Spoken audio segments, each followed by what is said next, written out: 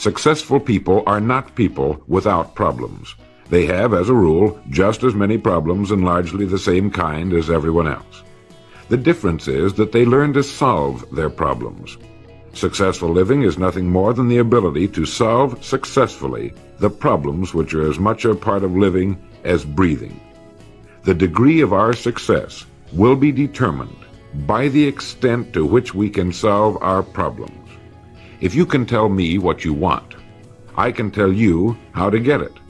The problem with the great majority of individuals is not with their ability to achieve their goals in life, but rather with the failure to understand two factors vital to successful living. The first is to make the decision as to what it is we want enough to give it most of our attention until it's been achieved, and to clearly define it. And the second is to fully understand that we have the ability to achieve this goal, or we wouldn't want it in the first place. The next vital rule to successful living is to understand that our success is won or lost by our ability to serve others. We are interdependent, and it's just as impossible to succeed without serving others as it would be to live in our modern world without others serving us. Our rewards in life will and must always be in exact proportion to our service. It is the misunderstanding of this single law which, in my mind, is responsible for fully 90% of the frustration and discontent we see around us. Now, a lot of people don't like this law, if they're even aware of it, but not liking a law does nothing to change it. The basic laws of nature and economics are unchanging. If we're out of step with them, we are, as Thomas Huxley put it, checkmated, without haste, but without remorse. But to those who know and work with the laws, he said, they are paid with the overflowing sort of generosity with which the strong delight in strength. If a person doesn't like his income, all he has to do is take a good long look at his service. Look where you will find this law in undeviating operation. Our rewards will always be in exact proportion to our service. This is the law, then, that lies as the supporting structure of economics and personal well-being, so fix it in your mind.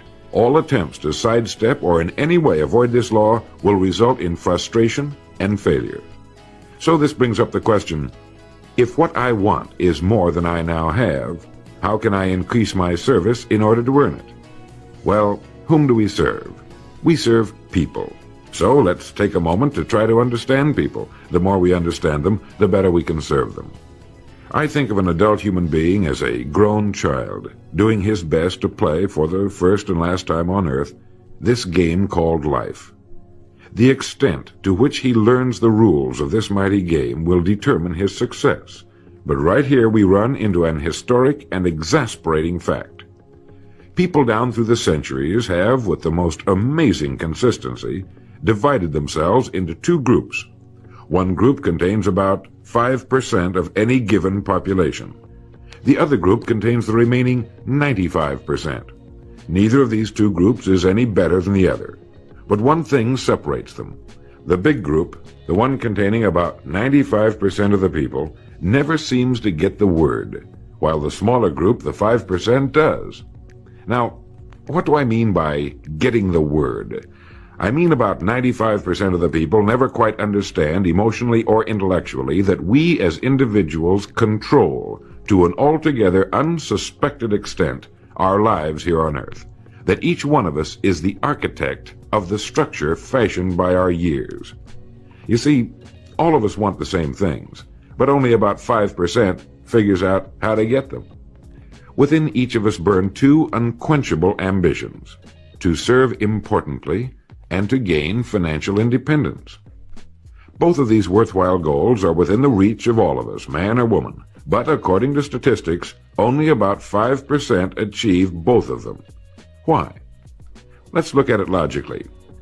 Every human being has a tendency to think, act, and talk like those by whom he is surrounded. This is environment, and it exercises an enormous influence on our lives. We've already pointed out that 95% don't seem to get the word in life. Then it follows that in the case of any given individual, the odds are 95 to 5 that he is surrounded by the larger group. And since a body in motion tends to remain in motion until acted upon by an outside force, that he will continue to conform to his group unless we can do a better job of serving him through knowledge.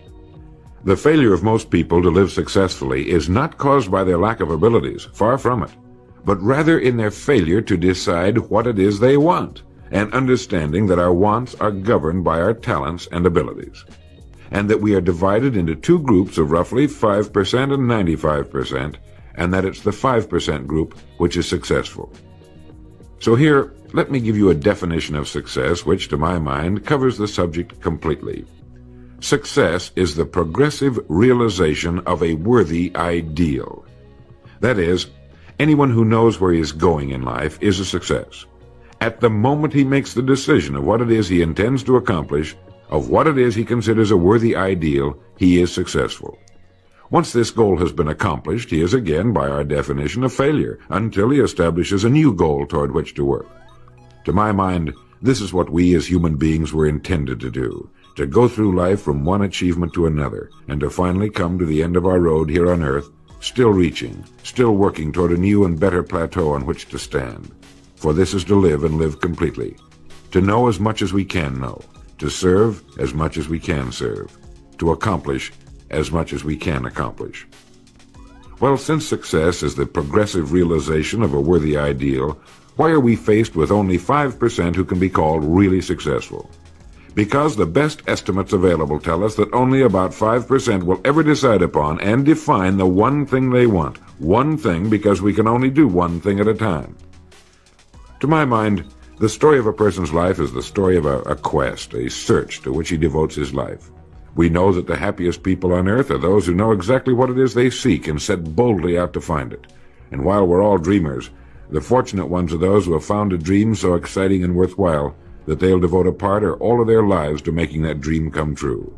But while all dream, by far the great majority, that 95%, never realizes that a persistent daydream is often the point on which we should set our compass, the place toward which it is meant for us to journey. The tragedy is that the great majority shrugs off this built-in direction finder and returns to the wide, visible, well-marked road in life which they feel must be the best road because it carries the heaviest traffic. Well, let's make this point clear. The road in life with the heaviest traffic is not the best road to follow, for it is the road of the 95%. It is the road with no more opportunity, and with 19 times as much competition. Of all the billions of human beings who've lived on Earth, all great advances, all great ideas have come from just a handful, a few thousand out of billions. Now, how have the people as a group reacted to the great ideas? Every great leader and thinker, from Socrates to the Wright brothers, has been scorned, ridiculed, poisoned, imprisoned, stoned, pilloried, burned at the stake, or crucified. Mankind as a group has made a consistently grisly game of tormenting his saviors. Why? Lack of information, lack of knowledge. It comes from following the wrong crowd. What can we learn from all this as individuals? Two things. One, to amount to anything as individuals, we've got to be individuals. We've got to have individual goals, individual thinking, individual action. And two, we must never conform to the great mass of people. We must love them, help them, for our joy and success will be determined by the extent to which we serve them. But we must never lose our individuality and identity by permitting ourselves to be submerged in this suffocating sea of indirection and purposelessness. There's nothing wrong with emulation. In fact, it's a good idea, so long as we emulate a person who represents that which we wish to become, but never the crowd, never the 95%. We are what we think about. Our minds, our thinking controls our destinies here on earth to a degree totally unsuspected by the great majority of people. When you think about it a moment, it becomes so obvious, so clear and simple. Well then, if we become what we think about, and if we can control our minds, we can pretty well tell our own future. And that's the point I want to make. That's what I meant when I said earlier that each one of us is the architect of the structure fashioned by our years. This means that if we're confused about what we wish to become or accomplish, our lives, our environment will mirror that confusion. It also means that if we know what it is we seek, that it must be accomplished. barring an act of God or a catastrophe over which we have no control, we as individuals can call our own shots for the rest of our lives. We can know what it means to go through life from one success to another, to play life according to the rules and reap the rewards. We can know what it means to have peace of mind and live calm, cheerful, successful lives. You are at this moment the sum total of your thoughts to this point, for there is nothing else you can be. And 5 years from now, you can be and have anything you set your entire mind and heart upon. Succeeding in life has always been a matter of doing that which the great majority does not do. Now let's keep this in mind as we get into this business of goals. It isn't that I want to make an invidious comparison between the 5% and the 95%, not at all. That's just the way it is. And if we don't recognize it, it will be to our cost. At the beginning of this record, I made the statement, if you can tell me what you want, I can tell you how to get it. You see, the trick is not in achieving our goals, it is in establishing them. A ship would never leave a harbor if it did not have a destination. An industrial plant would never open its gates if it did not have a product or a purpose. Football would not be played without goalposts, nor would baseball without a home plate. Every business operates for a purpose. Every game has a reason. Getting back to the analogy of our ship, if you were to climb to the navigation bridge and ask the captain the name and location of his next port of call, he would tell you immediately. There's not the slightest doubt in his mind. Can you tell anyone your destination just as quickly and in one sentence? The captain of the ship knows that he can arrive at only one port at a time. He knows that it's impossible to arrive at two. Do you know that? He also knows that his destination will be invisible for fully 99% of his voyage, but he knows it's there, and that he'll reach it, barring an unforeseen catastrophe, if he will just keep doing certain things a certain way every day. One fine morning his destination will appear on the horizon. He'll sail into port, his voyage successfully completed.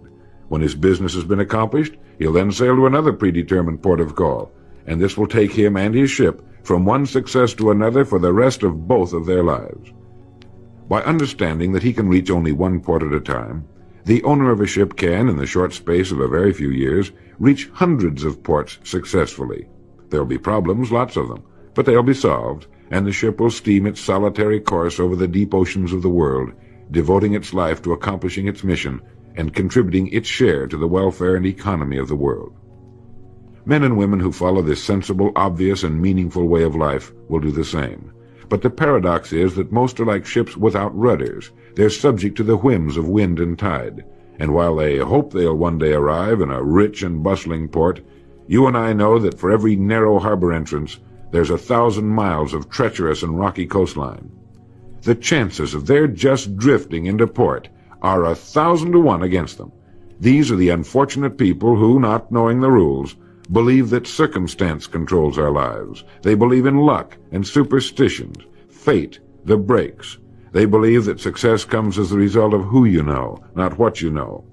And while they cling to their false alibis, life passes them by. For the rules of life are just, and they are checkmated, without haste, but without remorse. Now what about you? Remembering that the definition of success is the progressive realization of a worthy ideal, what's the ideal toward which you are working, now, today, yesterday, and tomorrow? Can you write it in one sentence? Is your goal sharply and clearly defined? I mentioned on the first side of this record that I could tell you how you could be and have anything you set your mind on in 5 years. To better understand this, you must examine one of the most overlooked facts in the world. It is that every job, no matter what it may be, holds somewhere within itself the key to everything we want in life, the key to greatness. But we must look for it, and we must think.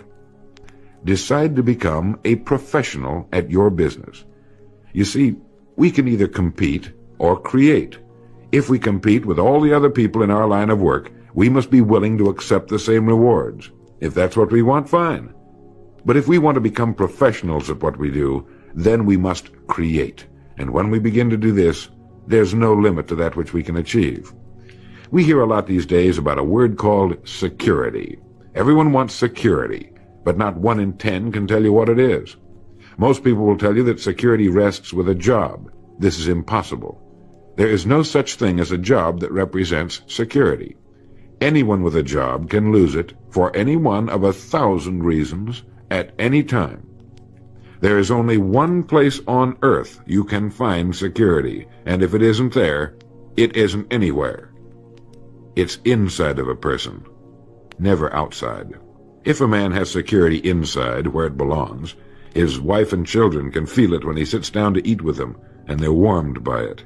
If a man has security inside where it belongs, you can see it walking down the street, and you can feel it when he enters a room. That's security, and you can't take it away from him. You can take away his money, his home, everything but a wife who's willing to start over, and most of them are, and drop him anywhere in the country. Go back in a year and he'll be doing just as well as when you found him the first time. You can't keep a good man down, no matter what you do to him. Like cream on milk. You can shake it all day, but just set it down for a while and it'll bounce right to the top again. This man or this woman has security, where it belongs. And do you know where it comes from? It comes from doing what we do for a living surpassingly well. It comes from being a pro in a world of amateurs.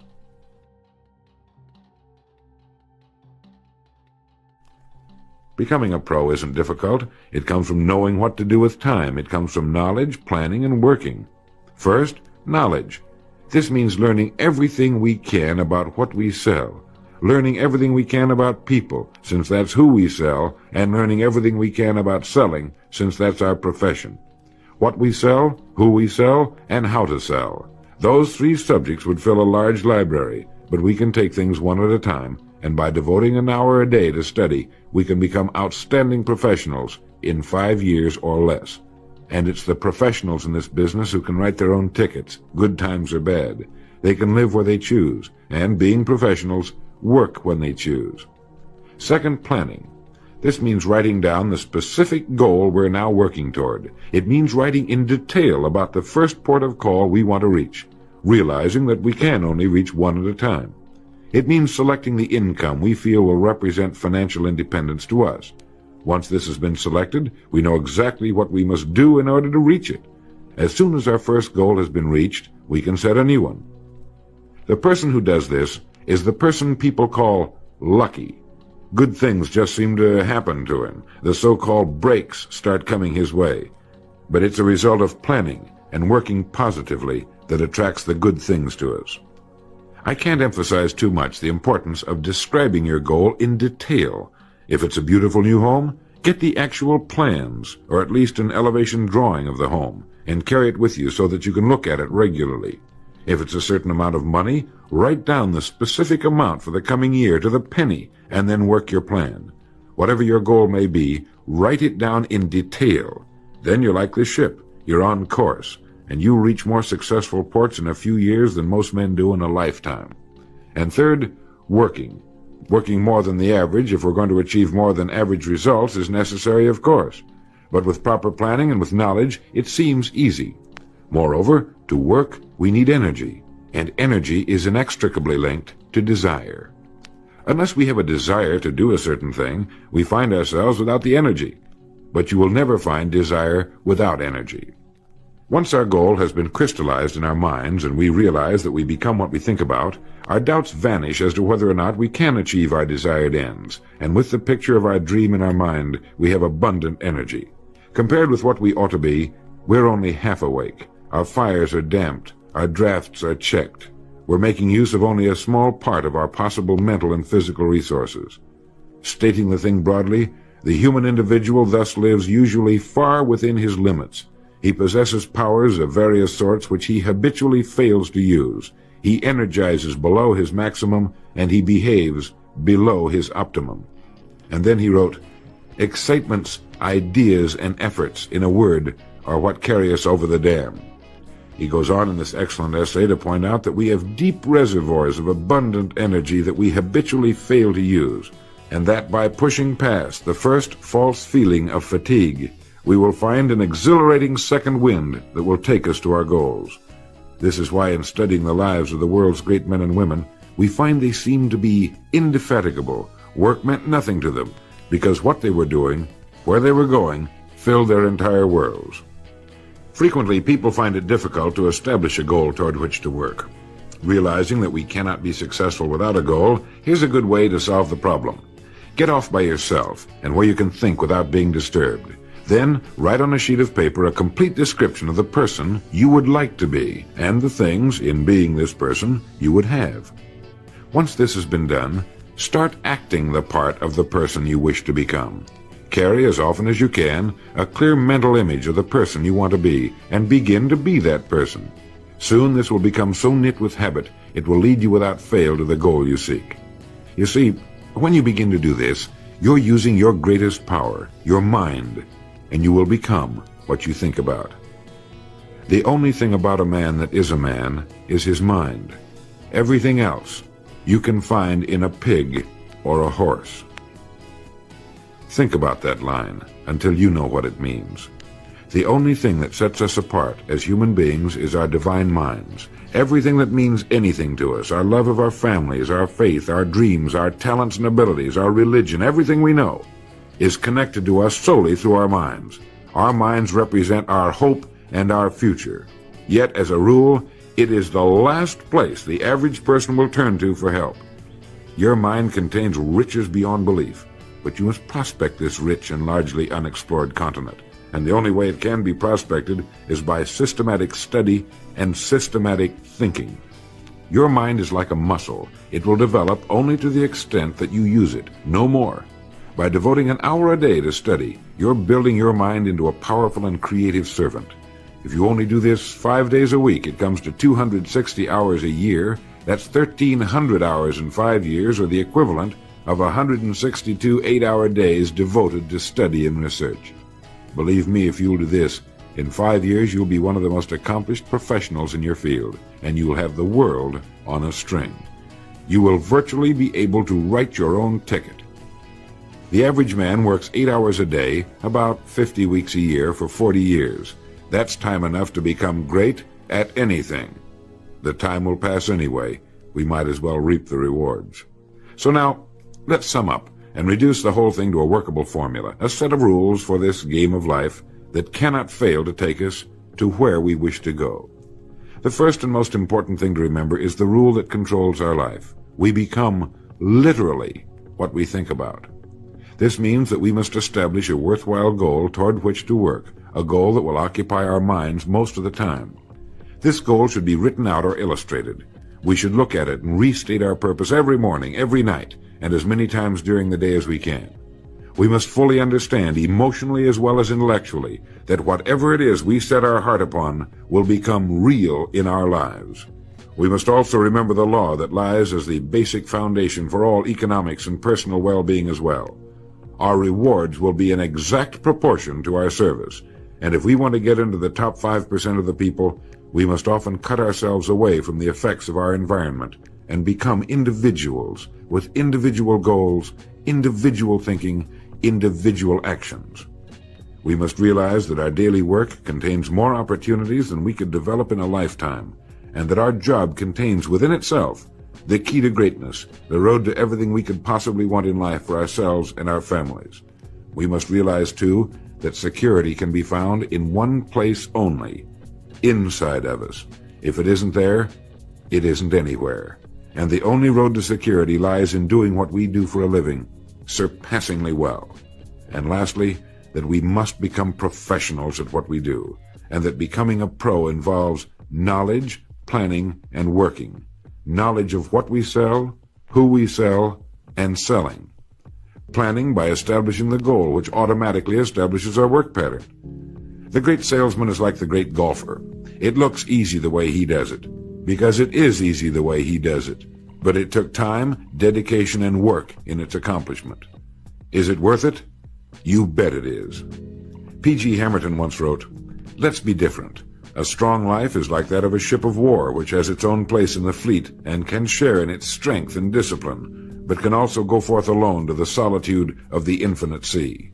We ought to belong to society, to have our place in it, and yet be capable of a complete individual existence outside of it. And remember the strangest secret, will you? You are now, and you will become, what you think about."